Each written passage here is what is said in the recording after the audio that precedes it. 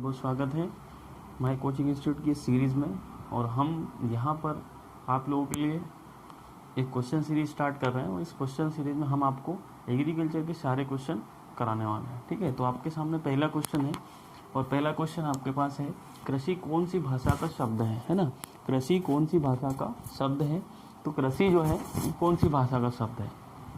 आपने पढ़ा होगा कृषि जो है वो कौन सी भाषा का शब्द है। तो कृषि जो है वो कौन सी भाषा का शब्द है? लेटिन। क्या है? Latin word. ठीक है, तो कृषि कौन सा वर्ड है? लेटिन वर्ड है। तो यहाँ पर जो आंसर होगा कृषि मतलब एग्रीकल्चर। ठीक है, तो कृषि मतलब क्या होता है? एग्रीकल्चर। और एग्रीकल्चर कौन सी भाषा का शब्द है? लेटिन भाषा का शब्द है। ठीक है, तो यहाँ पर उत्तर क्या होगा? लेटिन। ठीक है, हिंदी अंग्रेजी ये उत्तर नहीं होंगे। ठीक है, तो यहाँ पर क्या उत्तर होगा? लेटिन होगा। अगला क्वेश्चन है, ओविस यूरेनियम कोमेडियम के लेखक कौन है? तो ओविस यूरेनियम कोमेडियम है ना, ओविस यूरेनियम कोमेडियम ये पुस्तक किसने लिखी? ठीक है, ऑप्शन देखते हैं। पहला ऑप्शन दिया है जेंथ्रो टूल। तो जेंथ्रो टूल कौन है भाई साहब? जेंथ्रो टूल जो है ये मृदा विज्ञान के पिताजी हैं। ठीक है, और इन्हीं को कहा जाता है टिलेज के पिता, भू परिष्करण के पिताजी भी कहा जाता है, इन्हीं को कहा जाता है। ठीक है, ये भू परिष्करण में जीरो टिलेज के पिताजी है ना। उसके बाद क्या कहा जाता है? इनको वीड खरपतवार विज्ञान के पिताजी भी कहा जाता है। ठीक है, तो बचा कौन? बीपी पाल। बीपी पाल क्या होते हैं? मतलब इनका इससे कोई संबंध नहीं है। बीपी पाल गुलाब प्रजनक। ठीक है, गुलाब प्रजनक के रूप में इनको जाना जाता है। ठीक है, मेंडल ने ठीक है स्वतंत्र अपीयन का नियम दिया, पृथक्करण का नियम दिया, मतलब अनुवांशिकी जेनेटिक्स के बारे में किसने बताया अपने को? मेंडल ने। तो ये भी उत्तर नहीं हुआ। ठीक है, तो अंतिम आदमी आता है आपके पास क्या? पीटर डेक्रेसेंजी। पीटर डेक्रेसेंजी ने 1230 से 1307 एडी में है ना, 1230 से 1307 एडी में सस्य विज्ञान है ना, सस्य विज्ञान इट मीन्स एग्रोनॉमी। ठीक है, तो एग्रोनॉमी से संबंधित बहुत सारे लेख लिखे इस पीरियड में। ठीक है, और वो सारे जो लेख थे वो एक ही पुस्तक में संग्रहित किए। वो कौन सी पुस्तक थी? ओविस यूरेनियम कोमेडियम। तो पीटर डेक्रेसेंजी द्वारा लिखी पुस्तक कौन सी है? ओविस यूरेनियम कोमेडियम। इसीलिए हमने पीटर डेक्रेसेंजी को अपन बोलते हैं फादर ऑफ एग्रोनॉमी। क्या बोलते हैं? Father of agronomy. किसके कहा जाता है? पीटर डेक्रेसेंजी को कहा जाता है। अगला क्वेश्चन देखते हैं अपन। खरीफ की फसलों का ताप होता है ना। क्या है? खरीफ की फसलों का ताप होता है। तो देखो अपन कौन सी फसल पढ़ रहे हैं? खरीफ है ना। तो खरीफ मतलब ऋतु के आधार पर वर्गीकरण, और ऋतु के आधार पर फसलें तीन प्रकार की होती है। एक होती है खरीफ, दूसरी होती है रबी, और तीसरी होती है जायद है ना। तो खरीफ में जो है वो तापमान कितना होता है? तो होता है 25 से 35 डिग्री सेल्सियस। रबी में होता है 15 से 25 डिग्री सेल्सियस, और जायद में होता है आपका 35 से 42 डिग्री सेल्सियस। तो इस तरीके से आपको ध्यान रखना है, खरीफ की फसलों का जो ताप होगा वो कितना होगा? बोले 25 से 35 डिग्री सेल्सियस। ठीक है, आगे अपन देखें तो अगला क्या है, निम्न में से कौन सी फसल खरीफ ऋतु की नहीं है? ठीक है, तो हमको पता है सोयाबीन खरीफ ऋतु में आती है। ठीक है, ज्वार खरीफ ऋतु में आती है, सनई जो है वो खरीफ ऋतु में आती है। तो कौन सी ऋतु की नहीं है? तो बोले चुकंदर जो है ये कौन सी ऋतु का है? रबी। ठीक है, तो रबी ऋतु में बोया जाता है कौन सा? चुकंदर। चना रबी ऋतु में बोया जाता है, गेहूं रबी ऋतु में बोया जाता है। ठीक है, आगे बढ़े अपन। अगला क्वेश्चन है, जादुई फसल वंडर्स क्रॉप किसे कहा जाता है? ठीक है, तो वंडर्स क्रॉप किसे कहा जाता है? इसी को कहते हैं वंडर्स क्रॉप। ठीक है, जो अचानक से ऐसा उत्पादन दे जिससे हम आश्चर्यचकित हो जाए, इसीलिए वंडर्स या आश्चर्यचकित फसल भी कहा जाता है।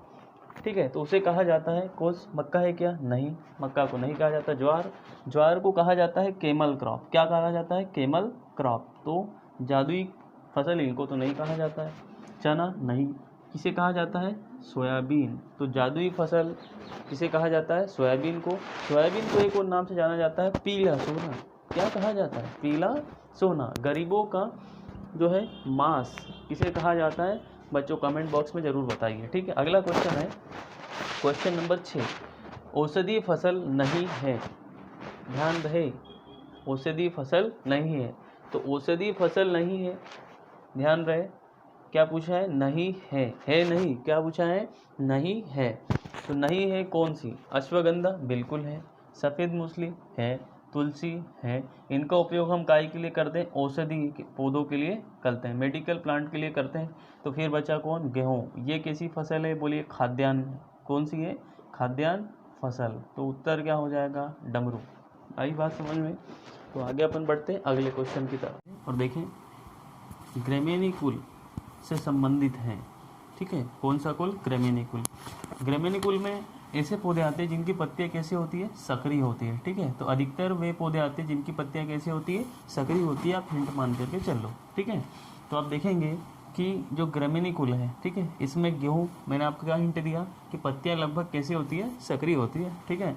तो पहला गेहूँ, इसकी पत्ती कैसे, सक्रिय, मतलब ये तो गेहूँ ग्रेमेनी कुल से क्या है, संबंधित है।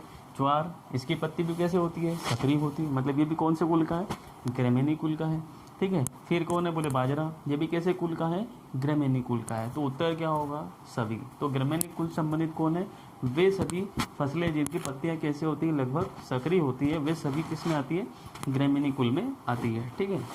हाँ, जैसे कि मक्का, वो भी किन से कुल में आएगा, ग्रेमेनी कुल में, ठीक है। जैसे कि आपका हो सारी भी फसलें, घासें सारी किस में आती है, ग्रेमेनी कुल में आती है। अगला प्रश्न है, कौन सी नकदी फसल नहीं है, ठीक है। अब नकदी फसल क्या सर, तो वे फसल जिसको अपन खेत से ही बेच सकते हैं, ठीक है, खेत से ही बेच दी जाती है, वे फसलें क्या कहलाती है, नकदी फसलें। जैसे गन्ना, इसको खेत से बेच सकते हैं, तो ये क्या कहलाएगी, नकदी फसल। नारियल, ये भी क्या कहलाएगी, नकदी फसल। रबर, इसको भी बेच सकते हैं। तो यहाँ लिखा हुआ पॉइंट क्या है कि कौन सी नकदी फसल नहीं है, तो कौन सी नहीं है, अलसी। अलसी को नकदी फसलों की श्रेणी में नहीं रखा जाता है। रबर है, नारियल, गन्ना, चाय, काफ़ी आ सकती है, ठीक है। अगला क्वेश्चन है, बरसीम खालिस्तान की कमी को प्रदर्शित करता है। अब कमी प्रदर्शित कर रहा है मतलब कैसी फसलें, सूचक या इंडिकेटर क्रॉप्स, ठीक है। तो ये फसलें इंडिकेटर क्रॉप्स होती है। जैसे हम बात करें मोलिब्डेनम की, तो ये कमी प्रदर्शित करता है किसकी, बरसीम मोलिब्डेनम की। सोडियम जो है, ठीक है, तो सोडियम किसकी कमी को प्रदर्शित करता है, तो सोडियम जो है आपका चुकंदर की कमी को प्रदर्शित करता है, किसकी, चुकंदर की, ठीक है। बोरॉन किसकी कमी प्रदर्शित करता है, तो बोरॉन प्रदर्शित करता है कमी आपका सूर्यमुखी की, किसकी प्रदर्शित करता है, सूर्यमुखी की। और जो फास्फोरस होता है साहब, कौन होता है, फास्फोरस। तो ये जो फास्फोरस होता है ना, ये कमी प्रदर्शित करता है कौन, तोरिया, ठीक है। तो फास्फोरस की कमी कौन प्रदर्शित करेगा, तोरिया प्रदर्शित करेगा, ठीक है। अब आपको चाहिए कि सर यहाँ पर नाइट्रोजन एक और तत्व होता है ना, मुख्य तत्व कौन सा होता है, एनपीके में नाइट्रोजन। तो इसकी कमी कौन प्रदर्शित करेगा, किसकी, नाइट्रोजन की। तो नाइट्रोजन की कमी प्रदर्शित करने वाला जो होता है वो होता है फूल गोभी। कौन होता है, फूल गोभी, ठीक है। उसके बाद क्या बचा, तो वही पानी की कमी प्रदर्शित करता है कौन, तो पानी की कमी एक फसल प्रदर्शित करती है, वो करती है कौन, मक्का। कौन करती है, मक्का, ठीक है। तो मोलिब्डेनम कमी बरसीम, सोडियम कमी चुकंदर, सूरजमुखी किसकी, बोरान की कमी, और तोरिया किसकी करता है, फास्फोरस की, और फूल गोभी किसकी करता है, नाइट्रोजन की। और पानी की कमी बताता कौन है, बोले मक्का, ठीक है। आगे बढ़े, अगला क्वेश्चन आपके पास है, तो यहाँ पर उत्तर क्या हुआ साहब, ए। अगला क्वेश्चन है, बहुवर्षीय फसलों की श्रेणी में कौन सी फसल नहीं आती है, ठीक है। तो कौन सी फसल आती है, सॉरी है ना, तो कौन सी फसल आती है, चना सर 4 महीने की, मतलब 1 वर्षीय, तो ये तो नहीं आएगा। मक्का 4 महीने की, नहीं आएगा। कोदो 4 महीने की, नहीं आने वाला है, ठीक है।